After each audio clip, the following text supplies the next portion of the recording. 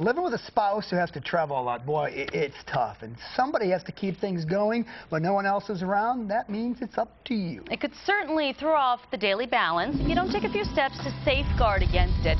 Joining us now is Kim Jacobs, the host of The Daily Balance, with some ideas. Hi, Kim. Hi, how are you? Great. You know, when one spouse travels a lot, it can be hard to feel like you're a couple. It's hard to stay connected, but that's crucial, right? That's correct, and I'm actually speaking from personal experience because my husband travels a lot. So today, being the first day of school, he was out of town, but what he did was he called to stay connected. He called each of them on the phone and just wished them well, said a prayer with them, and that's important. Just even if you have a few minutes of time over the phone, just talk as frequently as you can, even if it's not a long conversation. Even though one of you is traveling, still making joint decisions, that's an important thing. Joint decisions is important because if you don't make those decisions together, then nobody's on the same page. It causes frustration within the marriage. So what I recommend is whatever the bigger decisions are, then talk through those as soon as possible and figure out, okay, what's our action plan for that? If people are calling, like family members asking to borrow money, things like that, you have to make that joint decision together. Don't just say, okay, well, I took care of that, and then that causes frustration.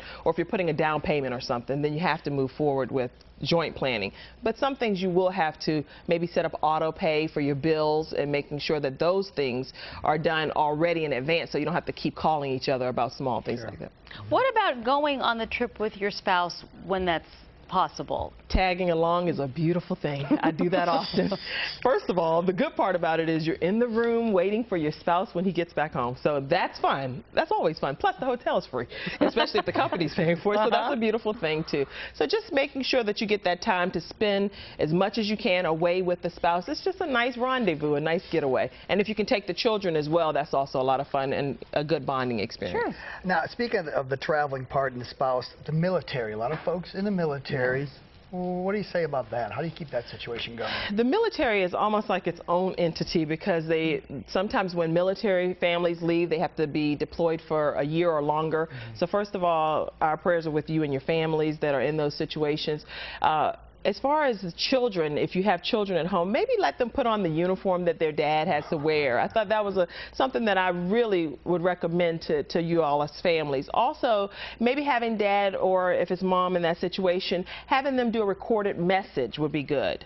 And that way they can say a bedtime story and say the name to the child and kind of customize it for the child. Just some things that can keep them connected. And I was thinking of another thing was scrapbooking. Another idea was just to be able to put a scrapbook together of everything that's happened while the parent was away. Something else that's helpful, I think, if a spouse is traveling a lot, I hear this from a lot of my friends, is that they need to sort of simplify, making life easier. You've got some great tips when it comes to that. Simplify, simplify, simplify. I'm saying literally paper plates, plasticware, forget the china. Leave that for when your husband comes back home. But pull out anything that's going to make your life easier. Go grocery shopping before your spouse leaves so that you don't have to do that while he's away. And making sure that you only plan extracurricular activities that your children can participate in, that you're able to take them all to, unless you're going to get help with it. That's right. That's absolutely right. Kim Jacobs, great advice. Thank you so much. You can watch Kim Saturdays at 10 a.m. on WTVI. Kim, we appreciate your time. Thank you.